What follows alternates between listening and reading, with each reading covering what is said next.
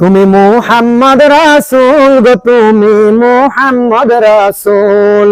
তোমার প্রেমে আমার মন হয়েছে ব্যাকুল।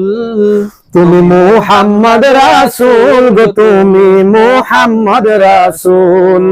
তুমি মুহাম্মদ রাসূল গো, তুমি মুহাম্মদ রাসূল। তোমার প্রেমে আমার মন হয়েছে ব্যাকুল। তুমি মুহাম্মদ রাসূল গো, তুমি মুহাম্মদ রাসূল।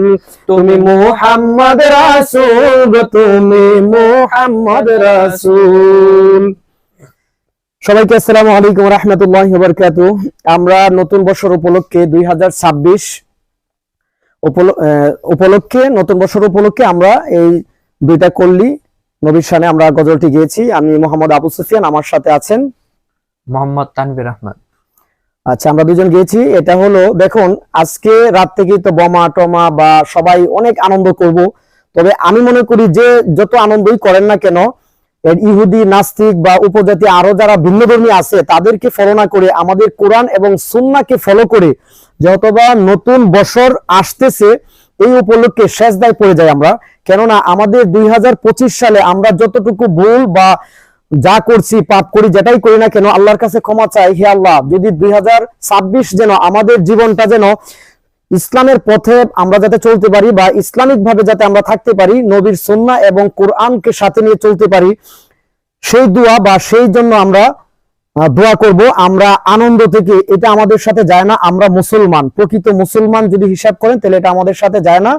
আমাদের বার্তা থাকবে কি, যদি আপনি 30 সেকেন্ডের মতো আপনি বলতেন, আমাদের প্রিয় ভাই এখন বলবে।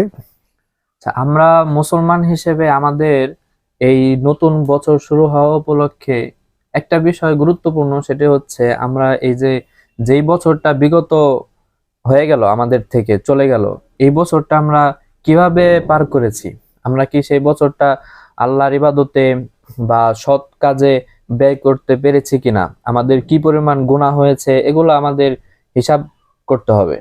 আর আগামী বছর আমরা কিভাবে পার করব সেটা আমাদেরকে এখন থেকে ঠিক করে নিতে হবে। আর হচ্ছে আগামী বছর এমনও হতে পারে যে আগামী বছর আমরা পাবো না, আমরা এর আগেই আল্লাহ তাআলা আমাদেরকে নিয়ে যেতে পারেন। এর জন্য বেশি বেশি পূর্বের গুনাহগুলোর থেকে তওবা করা আর আগামীর জন্য বেশি বেশি দোয়া করা। আল্লাহ তাআলা আমাদেরকে তৌফিক দান করুন। আমিন।